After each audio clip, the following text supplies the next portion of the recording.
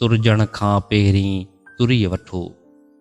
मौजूदा दुनिया में शयुनि जा ॿ रूप आहिनि, हिकु ज़ाहिर ऐं ॿियो बातिन।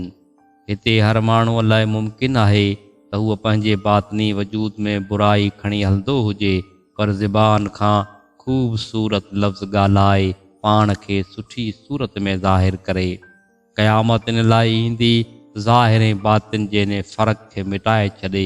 क़यामत जो ज़लज़लो तमामु ज़ाहिरी पर्दनि खे फाड़े छॾींदो त हर इंसान जे मथां उनजो खोल लही वञे ऐं उहो पंहिंजी असली ऐं हक़ीक़ी सूरत में साम्हूं अचे। उहो ॾींहुं बि कहिड़ो न अजीब ॾींहुं हूंदो जंहिं ॾींहुं हक़ीक़तनि खां पर्दो खयो वेंदो। केतिरा माण्हू जेके अॼु इंसाफ़ जी कुर्सियुनि ते वेठा आहिनि, उन ॾींहुं उहे मुजरमनि जे कटहरे में नज़र ईंदा। केतिरा माण्हू जेके अॼु अहम तरीन शख़्सियत सम्झा वञनि था, उन ॾींहुं उहे कीड़नि मकोड़नि खां बि वधीक हक़ीर नज़र ईंदा।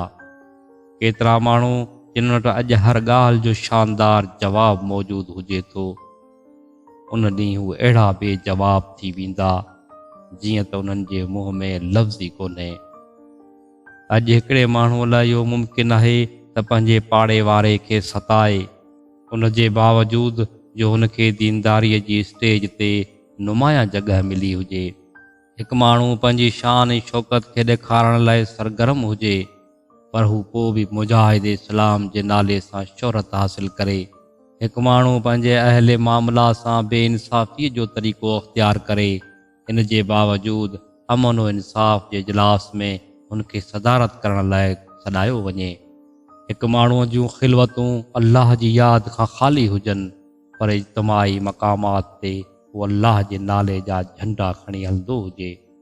हिकिड़े शख़्स जे अंदरि मज़लूम जी हिमायत जो को बि जज़्बो न हुजे, उन जे बावजूदु इख़बारनि जे सुफ़े ते मज़लूमनि जो हामी ऐं उन जी हैसियत सां नुमाया कयो वियो हुजे।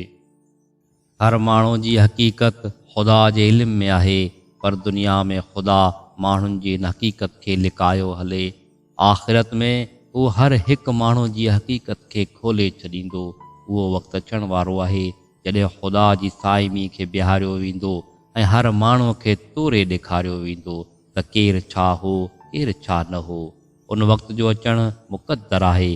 को बि माण्हू उन खे टारे नथो सघे ऐं को बि माण्हू उन खां बची नथो सघे।